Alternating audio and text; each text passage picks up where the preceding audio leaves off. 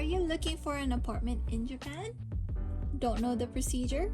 Confused with what you'll need? If these are your questions, you are on the right video. After this video, you will gain an overview of how to apply for an apartment in Japan. So stay tuned and don't forget to subscribe if you want more Japan lifestyle content from a foreigner's perspective.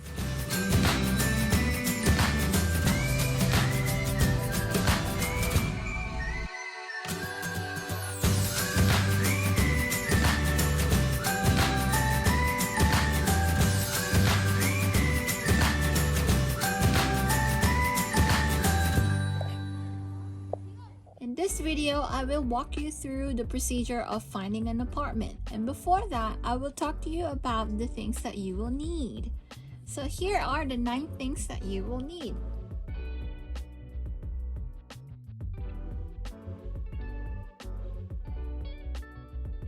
First of all is the Zairyu card. Zairyu card or the residence card. This is the card that you have when you're a foreigner, and it's also known as the alien card, something that we foreigners should always have. The next one is juminhyo or the residence certificate. The difference between a residence card and a residence certificate is that a residence card is a card and a residence certificate is a paper that you can get from your local city hall. The third one is koyo no shomei, which is the certificate of employment. You can also get this from the city hall or your employer.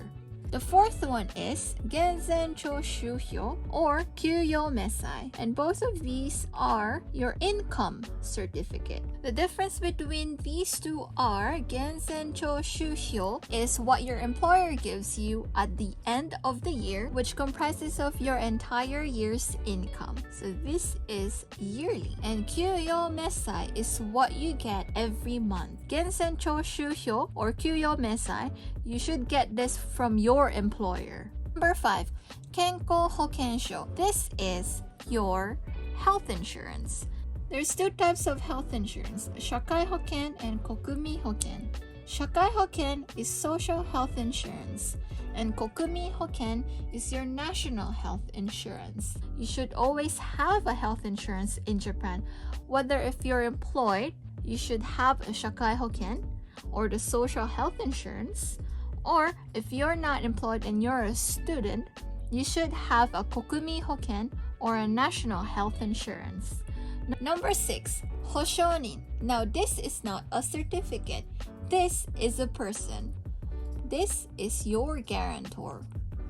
This could be a company set from your real estate agent or someone you know.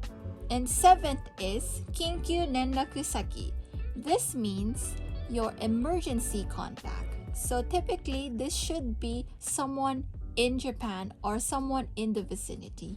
When anything happens in Japan, they need to contact someone in Japan. Number 8 is Ginko Koza. Ginko Koza is your bank account, and this is one of the ways to pay your rent. There are also different means of payment, which are credit card. You can also pay through your convenience store. Number 9 is Nenraku Saki or your personal contact. And this means a Japanese phone number because you're in Japan. For them to be able to contact you, you need to have something that can be contacted. And the fastest way is through a Japanese phone number.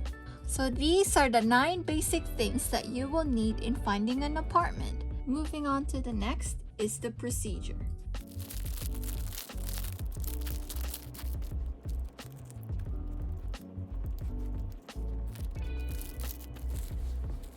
Procedure number 1 is find an apartment. And there are 2 ways to finding an apartment. One is through a website. There's many different kinds of websites out there that you can use in finding an apartment in Tokyo. A lot of the website is in Japanese, but there are some dedicated English websites that you can use. And here are some examples.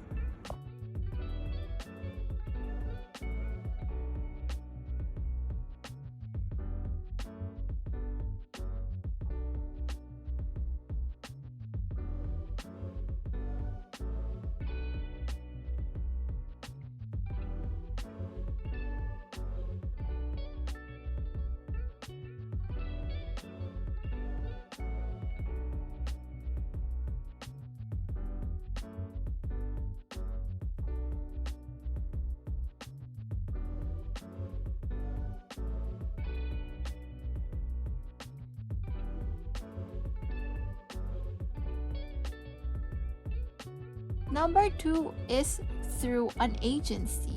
Through an agency would mean that you already have selected the area that you want to live in Tokyo. You go to the nearest station, and usually there is a real estate agency around the station that you can see. So these are the two ways in finding an apartment in Japan. If you went to a website and found an apartment, you still have to go to that agency in order to go for the next procedure.